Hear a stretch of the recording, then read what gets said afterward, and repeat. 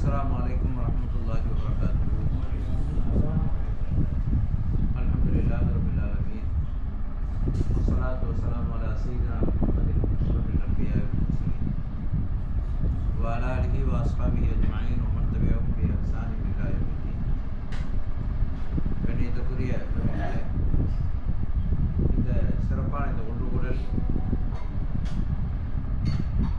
புனிதம் நிறைந்த ஜமாதுல் ஆஹிர் மாதத்திலே நாம் நினைவு கூறப்பட வேண்டிய அருமை நாயகம் ஸல்லல்லாஹு அலைஹி வஸல்லம் அவர்களுடைய அருள் நிறைந்த திருத்தோழர் சித்தியக்குல் அக்பர் சையதுனா அபூபக்கர் சித்திக் ரலியல்லாஹு அன்ஹு அவர்களுடைய சிறப்பு மிகுந்த நினைவு நாட்களை சுமந்த மாதம் ஜமாதுல் ஆஹிர் மாதம். அதனால சையதுனா அபூபக்கர் சித்திக் ரலியல்லாஹு அன்ஹு அவர்களை பற்றிய அருள்வரை குர்ஆன் ஷரீஃபின் ஒளியில் அபூபக்கர் சித்திக் ரலியல்லாஹு அன்ஹு என்கிற ஒரு மகுடத்தில் மரியாதைக்குரிய ஹாஜி முகமது மாரூக் காக்கா அவர்கள் உரை நிகழ்த்துவார்கள். முன்னதாக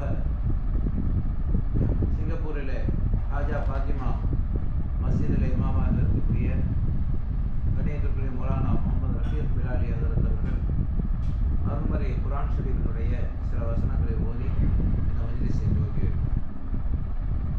أعوذ بالله من الشيطان الرجيم. بسم الله الرحمن الرحيم.